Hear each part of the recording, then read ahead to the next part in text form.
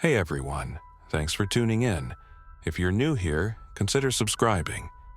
It really helps keep these stories coming. And while you're here, let me know in the comments where you're listening from. Now, sit back, relax, and let's get into the story.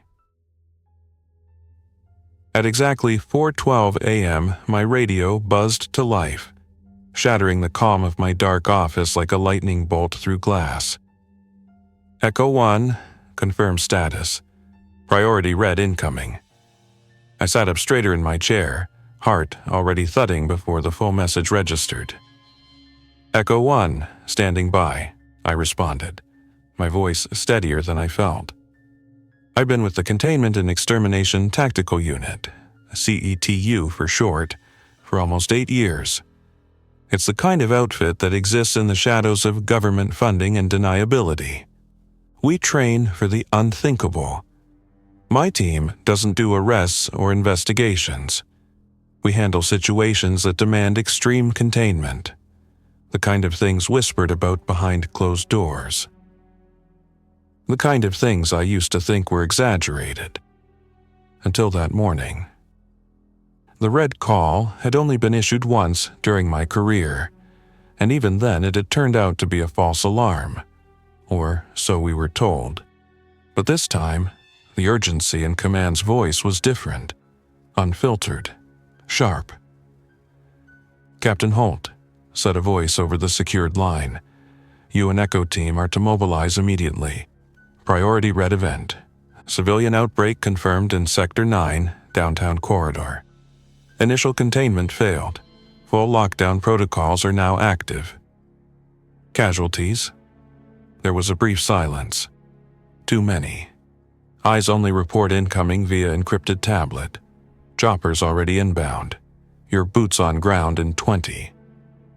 My mind kicked into operational mode. My heart could scream later. I slammed the red alert switch on the wall. Klaxons began to sound. Red lights pulsed in the hallways. Within seconds, I could hear my squad's boots pounding down the corridor. Echo Team, my team, was the best CETU had to offer. Hardened by experience, bonded by operations we'd never be allowed to talk about. Sergeant Lynn was first in. Young, lethal, brilliant. She had the best aim of anyone in the building, and a heart I trusted more than most.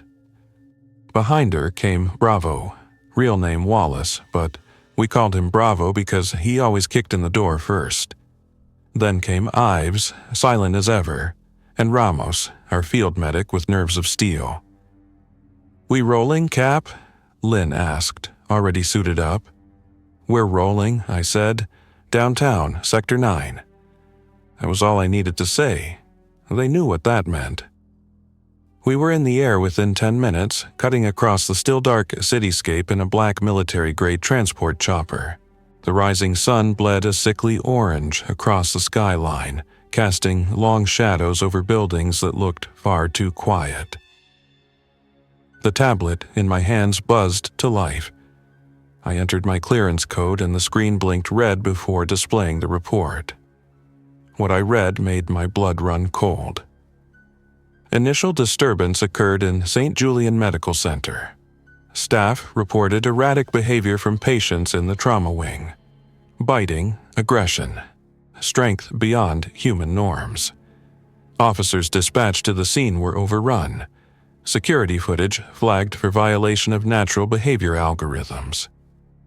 Signs of cognitive degradation, high aggression, coordinated swarming, I muttered aloud. Lynn leaned over to glance at the screen. "Infected?" "Confirmed," I said grimly. "Full outbreak. First contact occurred 4 hours ago. Civilians are still trapped."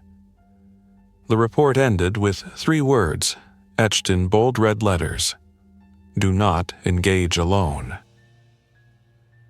As we approached the hospital, we saw smoke rising like a dark flag of surrender. The streets below were littered with abandoned vehicles, some still idling, doors wide open. Lights flickered across the downtown corridor and not a single person moved. It looked like a city caught in mid-scream. "Touchdown in 2, the pilot called out. I stood, gripping the overhead rail as the chopper descended. "All right, Echo," I said. "This is what we trained for. Primary objective, locate and evacuate any remaining civilians. Secondary objective, recon and identify infection spread vector. Tertiary, if possible, neutralize and contain." "Standard rules of engagement?" Bravo asked. I hesitated. "No," I said finally, "this isn't standard." Their eyes hardened. We landed on the roof of the hospital. The wind whipped at us as we fanned out, weapons ready, the rotor blades screaming behind us. And that's when we heard it. A scream, high-pitched, animalistic, ripped through the morning air. It wasn't human. And it wasn't alone. The scream that echoed over the rooftop wasn't coming from a frightened person. It was sharper, more primal. A twisted, broken sound that turned your insides to ice. My team snapped to formation, eyes sweeping the rooftop and surrounding windows. "Weapons hot," I ordered quietly. The hospital's roof access door was ajar, bent inward. Something had forced its way out. "Stack and clear," I said. Lynn took point. She pressed against the frame, then nodded once. Bravo moved up beside her. I gave the signal, and in we went. The stairwell was pitch black, lit only by our helmet-mounted lights.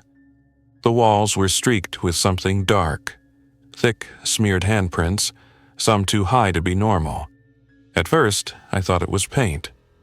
It wasn't. "Air smells wrong," Ramos whispered, like rot and something else. The building moaned, not from wind, but from inside. Steel buckling, glass trembling, something shifting below us like a living organism. We descended slowly, floor by floor. At the 12th floor, we heard scratching. Faint, deliberate, just beyond the landing door. Like fingernails against tile. I signaled for hold. Everyone froze. You could hear the strain in their breathing, even through the respirators. "I'll peek," Lynn mouthed. I nodded. She leaned in, cracked the door an inch, and froze. Then she slammed it shut. "Eyes," she whispered, backing away. "Too many." I moved up and looked through the gap. It was a corridor, fluorescent lights flickering overhead, some hanging by wires. And standing in the hallway, shoulder to shoulder, were dozens of people. Only, they weren't just standing. They were twitching, breathing in short, mechanical gasps, faces pale, some with old injuries that should have dropped them. A few were missing chunks of flesh. One had what looked like a surgical blade embedded in its collarbone, but it didn't even flinch. Every one of them was facing the door, and every one of them was smiling. "Fall back," I said. "Down to level 10, we need a new entry point." But as we turned, we heard the worst sound yet. The stairwell below us erupted with howling. Not one voice. Dozens. "They're coming up," Bravo shouted. "No more creeping." We bolted down to level 10 and kicked open the door. The hallway was empty, for now, but we had maybe seconds. The screeches were getting closer, footsteps pounding up the metal stairs like a flood of steel. "In here," Ives barked, pointing to a reinforced door labeled Records Archives. We piled in and slammed the door shut just as something crashed into it from the other side. The impact shook the frame. We shoved filing cabinets in front of it and backed away, weapons drawn. For a moment, nothing happened. Then came the scratching. Soft, relentless. "They're not rushing it," Lynn said. "No," I muttered. "They know we're cornered." I pulled up the hospital map on the encrypted tablet. If we were in the records room, we could access the central elevator shaft 2 corridors away. If we could make it. But that wasn't the worst of it. "Look at this," I said. tilting the screen so they could see. The hospital's lower levels, basement 1 through 4, had all gone dark on the grid. No life signs, no communication, just static. "What's down there?" Ramos asked. I scrolled the info. B1 is standard storage, B2 is cold archives, B3 is the morgue and quarantine sector, B4… I paused. "It says research access, clearance level 7. "Sounds promising," Lynn said sarcastically. Then the building shifted. That's the only way I can describe it, like something deep below had moved. Concrete groaned. The overhead light flickered, and from far beneath us came a low, rhythmic sound. Thud, thud, thud, like something massive waking up. "We need to move," I said. "We'll cut through to the shaft, descend to B1 and recon from there. Topside is compromised. We'll never reach evac with those things in the stairwells." "What if there's more down there?" Ramos asked. "There is," I said. "But maybe that's the key to ending this before it spreads." We pulled open the records room side door, which led to an admin office. The hallway was empty, but too quiet. "Ives, take rear. Bravo and Lynn on point. Stay tight." We moved fast but silent, past abandoned wheelchairs, scattered papers, a single overturned IV cart still dripping fluid. We were halfway down the hallway when Lynn raised a fist. We froze. Then we saw it. A nurse. Or what was left of her. She stood motionless by a vending machine. Her eyes were glazed, skin pale. But she wasn't twitching like the others. She was… waiting. And in her hand she held a security badge. "She's holding a level 7 access card," Bravo whispered. "Eyes on her, I'm going," I said. I crept forward. Every step felt like a hammer blow against the silence. When I was within arm's reach, I reached for the badge. Her head snapped toward me. Her eyes locked on mine. I yanked the security badge from her hand. That's when she moved. Her limbs snapped into action like someone had flipped a switch. She lunged, fingers clawed, jaw unhinging far too wide. "Contact!" I shouted. Before I could raise my weapon, Lynn fired. One controlled burst. The creature dropped mid-lunge, twitching as it hit the linoleum floor. I wasn't human anymore, Bravo muttered, breathing hard. "No," I said, staring down at what remained.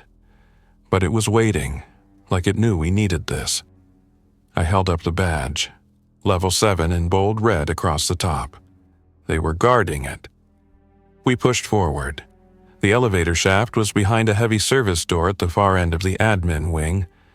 I scanned the badge, and the lock clicked green. The shaft's metal door opened with a groan. The elevator itself wasn't there. It was sitting 10 floors above us, frozen. But there was a maintenance ladder built into the wall, leading straight down. "B1 through B4, I said. "We descend together. No one stops. No one talks." We climbed into the shaft. It was darker than night in there. Thick, hot air that smelled like rust and old secrets. We descended slowly, boots clanking softly against the rungs. B1 passed by in a blur. So did B2. At B3, something scraped against the other side of the shaft wall. We froze. Then came a whisper, not words, just breath. Something knew we were here. We kept climbing. Finally, we reached B4. I scanned the badge again. The heavy basement access door unlocked with a mechanical chunk and slid open. The air that poured out hit us like a wave, cold, sterile, but laced with something else. Despair. We stepped into a hallway lined with reinforced glass on both sides. Behind it were rooms, some lined with metal chairs, others with observation windows. All empty. Some blood smears. A single clipboard, still hanging from a hook, listed Experiment 114C High Resilience Trial. Welcome to the hidden floor, Ives whispered. Stay focused, I said. If this is where it started, we need data. Anything we can take back to command. Lynn reached a terminal and powered it up using a reserve battery. Files flickered onto the screen. Experiment logs, she said. They were testing something on people. Injections, neurostimulus, regenerative serums. Looks like they were trying to bring damaged tissue back to life. They succeeded, Ramos muttered darkly. Lynn clicked into a folder labeled Subject 0. We all leaned in. Footage played, a single room. A man strapped to a table, pale, still. A voice spoke off camera. Initial dose administered, heart rate steady, neural activity increasing. Then the subject moved, not a twitch, a full-body jolt. His mouth opened in a silent scream, and within seconds, his eyes rolled back. The restraints began to bend under his strength. Then he snapped his head toward the camera, staring directly into the lens. The feed cut out. Lynn turned pale. Timestamp was from 7 days ago, she said. They've been covering this up for a week? Bravo growled. Ramos pointed to a second feed, this one tagged, Day 3, Emergency. We played it. This time, the subject wasn't restrained. He was walking. 2 doctors entered the room, wearing lab coats and light armor. They tried to communicate. The subject lunged. He didn't just attack, he dissected them, efficient, inhuman. One blow shattered a face shield, the other tore through body armor like it was fabric. The feed cut again. That's not a sick person, Ramos said. That's a weapon. I turned away, trying to control my breathing. I wasn't the outbreak, I said. That was the beginning of a test. Lynn's screen flickered. Another file loaded, one that looked newer. Movement detected in Chamber 9B, it read. That's when we heard the sound. Doors hissing open. From the hallway ahead, steam vented out of a ceiling pipe. A dim red light began flashing above a reinforced door with yellow hazard tape across it. Behind that door, something shifted. Then we saw the label above it. Subject 0 stasis terminated. Contact team, this is Holt, I said into my comm. We need emergency evac at sublevel B4. Immediate, I repeat, immediate. No response. Only static. Bravo tried his line. Nothing. Then Ives said quietly, We're cut off. The door at the end of the hallway began to open. The door hissed open with a hydraulic groan, revealing a chamber choked in steam and flickering emergency lights. For a split second, we saw nothing. Then it stepped out. Subject 0. He was tall, towering, muscles laced with unnatural veins that pulsed with a faint, sickly glow. His skin was pale, mottled with black streaks that seemed to move under the surface. And his eyes, those weren't the eyes of a person. They were glassy, reflective, like something pretending to be human. He didn't charge. He just stared. I raised my weapon. Stand down. It didn't flinch. Instead, it smiled. Not wide like the others, but subtle, confident, as if it understood everything we were about to do and none of it mattered. Then it moved. So fast. Before we could react, it was already on Ives. Slammed him into the wall with such force the concrete cracked. Ives dropped, groaning, barely conscious. We opened fire. Controlled bursts. Focused aim. It absorbed everything. Rounds tore into its chest, but no blood came. Just sprays of thick, dark fluid that steamed on contact with the air. And the worst part, it healed. Not instantly, but quick enough that our shots barely mattered. Fall back, I shouted. We retreated into the observation hallway, ducking behind the reinforced glass doors as Lynn slammed a security switch. The heavy blast doors groaned shut just as Subject Zero slammed into them from the other side. The whole structure shook. "Lynn, lock it down." "I'm trying," she barked. "It's overriding the panel like it knows the system." Bravo looked at me, eyes wide. "It's thinking." "We're not dealing with a horde drone," I muttered. "This thing is different." Then the lights overhead began to flicker, one by one.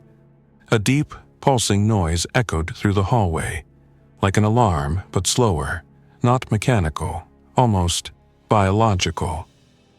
"What's it doing?" Ramos asked, gripping his rifle tighter. I looked through the small viewing window in the door. Subject Zero was standing motionless in the corridor.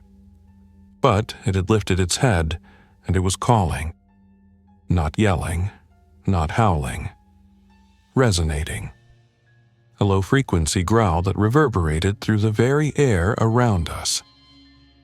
Moments later, the facility shuddered again. This time, not from the blast doors, but from the floors above. "They're coming," Bravo whispered. We had triggered the nest.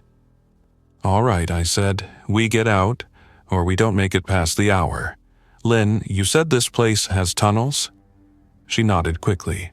"Service escape. It was meant for emergencies. It runs beneath the facility, out through the utility plant half a mile east.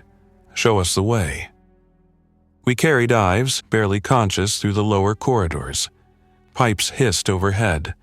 The walls were damp with condensation, and deeper inside you could hear something crawling through the vents. No footsteps, just scraping. We reached the access tunnel. Another heavy door, sealed, but unlocked with the Level 7 badge. Lynn swiped it, and the tunnel opened into a steep metal staircase, descending into utter darkness. "No power," Ramos said, switching to his backup flashlight. As we descended, the world above began to shift. The moaning of the infected grew louder, and through the metal of the facility we could hear them coming. Clawing, digging, swarming. We reached the bottom of the stairs, emerging into a narrow corridor lined with exposed pipes and maintenance hatches. The air here was thick with moisture and decay. There was only one path forward. "Hold," I said, pausing at the tunnel's first junction. Bravo scanned ahead. Clear, but there's something on the walls. We moved cautiously. The metal of the tunnel had changed. It was covered in a sticky web-like growth. Not biological like fungus, but synthetic, as if the infection had begun to rewire the environment. The metal pulsed faintly under our lights. "Whatever they used in Subject Zero, it's spreading," Lynn said. We pushed forward. Another groan from above. Dust fell from the tunnel ceiling. Then we heard them. Scratching, dozens of claws. The horde was in the facility now, searching, sniffing, following the trail. I looked back, and we had minutes, at most. "Move faster," I said. "No brakes." Finally, up ahead, we saw it. A reinforced hatch, the emergency exit. But something was waiting. Standing in the water, pooling in front of the hatch, was a figure, still, perfectly still, not twitching like the infected, not snarling like the horde. Just watching. Another like Zero? I raised my weapon. "Who's there?" The figure tilted its head slowly. Then it stepped into the light. It was wearing a tattered lab coat. Its mouth didn't move, but a voice echoed in the tunnel. "You've come far, Captain Holt." We all froze. It was speaking, without moving its lips. I raised my weapon again. "Identify yourself." "I was Dr. Helena Maris," the thing said. "Lead geneticist on Project Elysium, and I am here to ensure no one leaves." For a second, none of us moved. Dr. Helena Maris stood ankle-deep in water before the exit hatch. Her lab coat was soaked, her face unnaturally calm. She looked like a person, but the way she didn't blink, didn't breathe, didn't even sway, that wasn't natural. Her voice was still echoing in the tunnel, though her mouth never moved. "Project Elysium," I said. "That's what created Subject Zero." She nodded once, a mechanical gesture. "We were promised the future, regrowth, immunity, even rebirth. What we created was evolution, but not the kind anyone expected. You experimented on people," Lynn snapped. "You turned them into monsters." Dr. Maris blinked slowly. "What is a monster, Sergeant Lynn? Something that cannot be controlled, or something that does not follow orders?"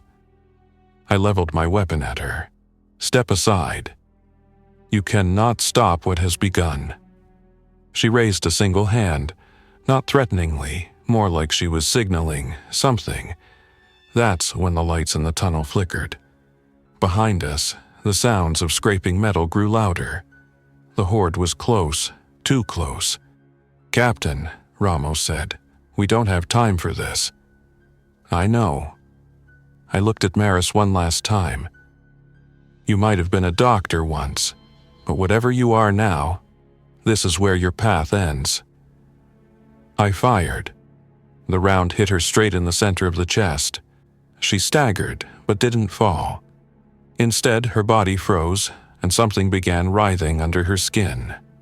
A ripple moved up her neck and across her face like liquid inside stretched plastic. Then, she split. Not like a body breaking apart, more like a cocoon tearing open. From within, something stepped out, taller, leaner, stripped of any human features. Its skin was slick, jet black, laced with thin red lines that pulsed like veins. Its face was smooth, no mouth, no eyes. But we could still hear her voice. "I am Progress." We opened fire. Rounds lit up the tunnel, sparks flew. Ramos launched a flash grenade that detonated with a thunderclap. When the smoke cleared, the creature was still standing, but now it was moving. Fast. It skittered forward, almost gliding across the floor, claws clicking on wet steel. It lunged at Ramos, and Lynn tackled him aside just in time. The thing slammed into the wall, rebounded like a spring, and bolted toward Bravo. He dodged left and sprayed it point blank with his carbine. Chunks of its shell-like exterior shattered, but it didn't stop. Then Lynn found the fuel line. "Back!" she shouted, and opened a valve beside her. Vapors hissed out. She sparked her flare. The tunnel lit up like the surface of the sun. The creature screamed, not out loud but in our minds. The psychic shriek rattled my skull as the fire consumed it. Its frame twisted, blackened, melted into the floor. Silence returned. Lynn collapsed against the wall, coughing from the fumes. "I won't hold them for long," I said, helping her up. "Let's move." We reached the hatch. Bravo and I cranked the manual release together. It groaned, then gave way, revealing a long concrete corridor with slits of daylight breaking through. As we were near the surface, we sprinted. The air began to change, less damp, less heavy, cleaner. We burst through a rusted chain-link gate, climbed a short slope, and finally emerged through a disguised service shed behind the main power station. Daylight, sky, wind. We'd made it. Except the world had already changed. Smoke curled into the clouds from the city's skyline. Sirens wailed in every direction. Black plumes marked explosion sites.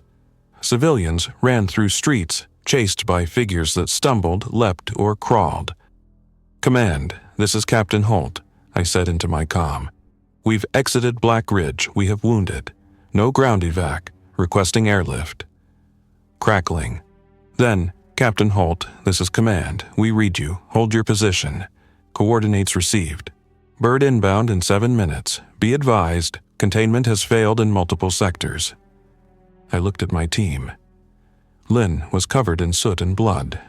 Ramos was limping. Bravo had lost half his gear. Ives was still unconscious, wrapped in emergency gauze. But we were alive. We hold here, I said. Tight formation. If anything comes through those trees, we neutralize it. No one argued. The sky above rumbled, not thunder, but engines. A black helicopter streaked over the treetops, heading toward the hospital district. I could see them from here. The infected. Pouring out of buildings, climbing walls, shattering glass. They were spreading. I looked at the badge still clipped to my vest. Level 7. And I realized we hadn't stopped anything. We were just witnesses to the beginning. The helicopter wasn't meant for us. As it vanished over the tree line toward the city, command came through again on the comm. Captain Holt, change of orders. New priority is civilian rescue at Echo Sector. We've lost contact with 2 convoys. Redirect and assess. I hesitated, staring at the horizon where black smoke coiled skyward. Command, we've got a wounded man in limited gear. Evac was requested. A beat of silence. Then, no backup available. You're the closest unit still breathing. You're it. I looked at my team. They didn't need to speak. We'd been through worse. Not quite like this, but close enough that they were ready to move. Even Lynn, still singed from the tunnel fire, gave me a sharp nod. Let's move. We jacked a rust-covered service truck sitting behind the utility shed. Battery was barely hanging on, but it roared to life after Bravo hot-wired it. I took the wheel. Echo Sector was only 4 miles out. A cluster of prefab buildings and barricaded checkpoints, mostly used for medical overflow and temporary holding during drills. The kind of place where chaos would spread fast. We passed scenes I won't forget. Cars twisted around poles. Sidewalks scattered with empty strollers and fallen bags. Lights still blinking on vending machines next to buildings that no longer had walls. The world had been torn in half, and it had only taken a few hours. As we neared Echo, I caught movement in the rearview mirror. 3 figures, running after us. Faster than they should have been able to. Brace, I warned. Bravo turned in the truck bed and opened fire. The first one dropped. The second weaved and leapt, barely missing the bumper. The third disappeared. Until it landed on the roof. Claws stabbed through the metal. I swerved, trying to shake it off. Lynn popped the passenger window and stood on the seat, gripping the edge of the roof with one arm while she fired upward with the other. The body rolled off in a twitching heap. "That's new," she muttered, breath sharp. We pulled into Echo's outer lot moments later. The gates were wide open, no guards, no convoy, no signs of the living, just a few burning crates and scattered gear smoldering under a red evening sky. We dismounted and swept the perimeter in formation. The air reeked of fuel and burnt plastic. Flies buzzed in clouds over what used to be a barricade. Then we found them. One of the convoy trucks had crashed into a portable clinic. The side was torn open like paper, no one inside. The second truck was still idling, doors open, radio hissing static. That's when we heard the sound. Knocking, not a crash, not a scream, just knocking, from inside the med tent. We formed up, weapons raised, and Lynn pulled the flap. Inside, huddled beneath a blood-streaked stretcher, was a young girl, maybe 9 or 10. Eyes wide, hands clutched around a stuffed rabbit. She looked up at us, then immediately put a finger to her lips. "Shh." I crouched. "You okay?" She nodded slowly, barely breathing. "They're still here," she whispered. Bravo scanned the shadows. "Where?" She pointed at the back of the tent. I signaled Lynn and Ramos to flank left. I circled the other way. We crept toward the rear divider, and that's when something burst through the canvas wall. Not one of the regular infected. This thing was armor-plated, taller than me. Its arms ended in fused bone spikes, and its face was stretched into a permanent snarl, lips fused back over jagged teeth. I dove forward and fired upward into its chin. Lynn lit it up from the side. Ramos slashed at its legs with his hatchet, slowing it just enough. Then, Bravo brought it down with a precise burst to the spine. The thing hit the floor, twitching, then went still. Behind it, we found 3 more survivors, 2 adults and a boy about the girl's age. All terrified, all in shock. One man had a leg wound, the other held a flare like it was a shield. We didn't ask for details, we didn't need to. "We're getting you out," I said. "We tried already," one of the men croaked. "They're in the trees, watching." "Let them watch," Lynn muttered, checking her mag. We moved fast, loaded everyone into the back of the truck, covered them with blankets, and rearmed with whatever we could salvage from the wrecks. Then we rolled out. Sunset was painting the sky orange and violet, and ahead of us the road back to command was silent. Too silent. "Where are they?" Bravo murmured. That's when I saw them. Not on the road. In the treetops, hanging from the branches. Watching. They didn't drop down. They just watched. We kept driving. As we cleared the final hill before the last checkpoint, the girl tugged on my sleeve from the back seat. "They're not trying to stop you," she said softly. I frowned. "What do you mean?" "They let us live.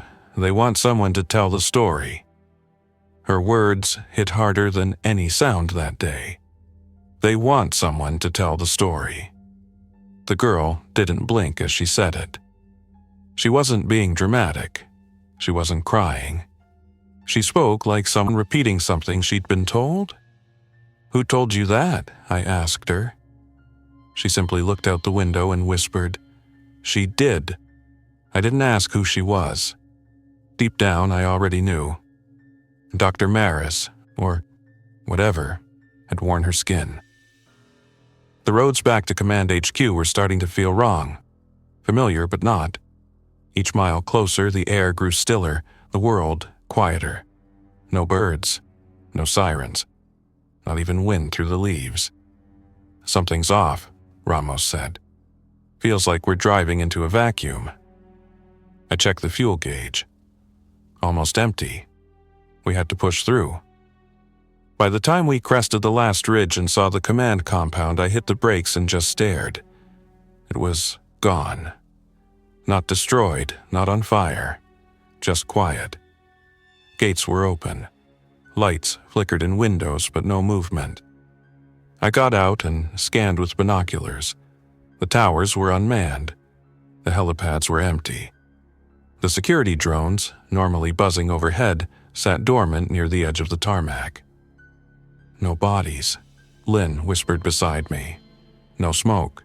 It's like they left." We moved in on foot, Bravo and Ramos watching the rear while Lynn stayed close to the survivors. I led through the main gate past the empty perimeter. Inside, the base looked untouched. Coffee mugs sat beside half-finished reports. Monitors still blinked with camera feeds, but not a single voice crackled on the radios. We reached Central Ops. Door was open. The lights were on, and the main screen showed a real-time satellite feed. The world wasn't just changing.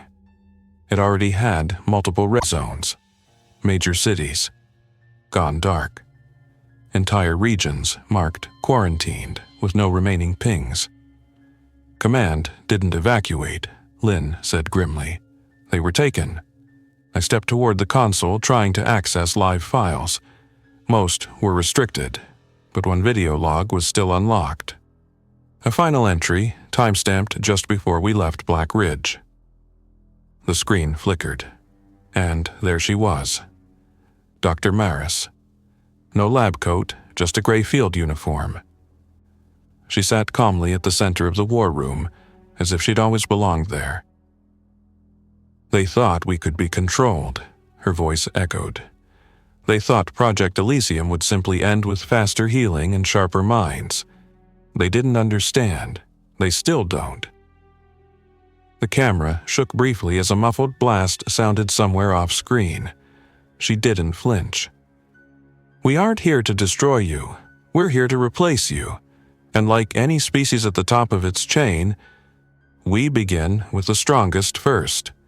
Your defenders, your tacticians, your soldiers. She leaned closer to the lens. If you're watching this, you've survived longer than expected, which means you've been chosen. Tell the others. Tell them this wasn't an outbreak. It was a transfer of power. The feed ended. I stood there, breathing hard. She hadn't just let us go. She'd planned this. From the moment we stepped into that tunnel, it was never about stopping anything. It was about spreading the word. Captain, Lynn said carefully, look outside. I turned. They were here. Not attacking, just watching. Dozens of them. Standing along the fence line, draped over ledges, perched on buildings. Each of them silent. Waiting. What do we do? Ramos asked. We can't fight them all, Bravo said. No, I said quietly, but we can still get these people out.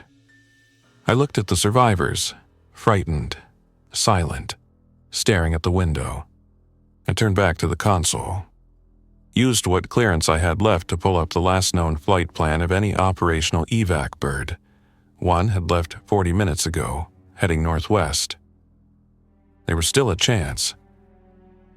We're heading for the Ridgeway Hills, I said. There's an emergency shelter carved into the mountainside. If that chopper's still flying, it's going there. Ramos and Bravo moved without a word. Lynn shouldered her weapon and checked on the girl, who had never looked away from the window. Do you understand now? She asked me softly. They don't need to win, she continued. They just need enough people to give up. I crouched down and looked her in the eye. Well, we're not giving up. She didn't smile. But she held my gaze for the first time. And that was enough.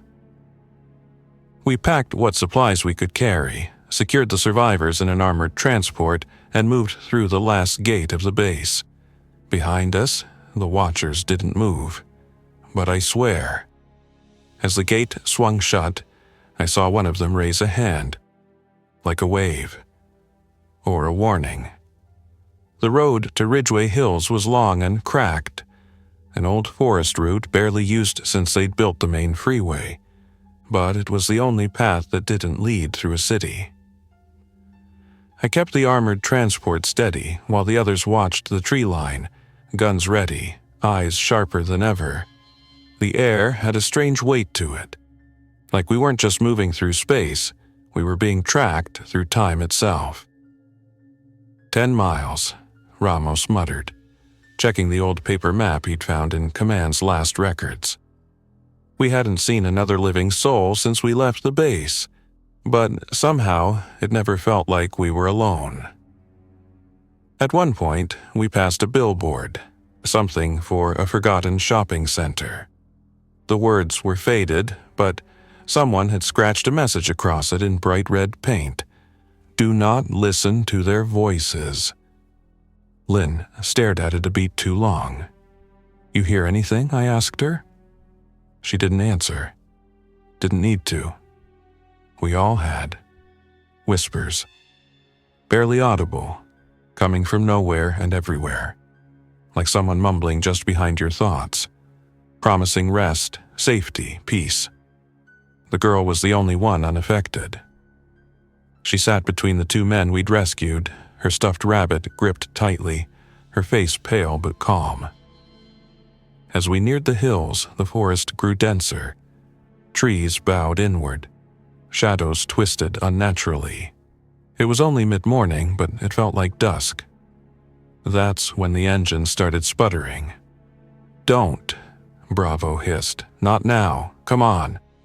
The whole vehicle bucked. We coasted to the edge of a collapsed bridge, a ravine cutting through the last half-mile to the shelter. No way around it. No way over it with wheels. "On foot," I said, "now." We loaded the survivors with what they could carry and dismounted. The girl pointed ahead. "There's a tunnel." I stared at her. "How do you know that?" "I saw it, in the dark." She took my hand without waiting for an answer and led us down a narrow slope toward the ravine base. Sure enough, there it was, half covered by moss and stone, but there, a hidden service tunnel, likely part of the old mining routes that fed into Ridgeway decades ago. We entered single file, lights off, walking by feel. It was silent. Then, humming, like a distant generator. We moved faster, and then the tunnel opened up, into a massive underground chamber lit by flickering emergency lights. We'd found it. The Ridgeway Hills shelter. Steel doors, solar panels, water tanks, all still running. And standing at the entrance was a man in black fatigues, holding a clipboard flanked by 2 automated turrets. He looked at me, then past me, at the girl. "You made it," he said simply. "You expecting us?" I asked. "No," he said, "just her." The others were already being ushered inside. The man gestured at the girl, who didn't resist. She turned and looked up at me. "They knew you'd get me here," she said. I knelt. "What happens now?" "I wait," she said, "until the one still fighting needs someone to believe again." Her words hit me in the chest. Then she reached into her jacket and handed me something. A disc, military issue, engraved with the symbol of the Extermination division, but altered, scratched over with a spiral etched by hand. "Play it when the sky turns orange again," she said, "not before." She turned and walked inside. The doors hissed shut behind her. We weren't allowed in. The man in black returned to his post, clipboard tucked under his arm. "You'll find your next move back the way you came," he said. "That girl. What is she?" He didn't answer. Just stared at the horizon, where the trees were starting to sway, not from wind, but from something beneath them. We made camp in the ruined bridge structure just out of sight. For the first time since the outbreak started, we weren't running, we were waiting. That night, the sky flickered orange on the edge of the world. I held the disc up to the firelight. Ramos leaned in. "You going to play it?" "No," I said. "Why not?" "Because she said not to." I tucked it away, watched the sky burn quietly. Behind me, the others slept in turns, guns in their laps, dreams too restless to speak aloud. I didn't sleep. Couldn't. Because now I understand what we are. We're not just soldiers, we're messengers. The first wave of resistance, the warning written in blood and fire. And we carry the memory of what came before.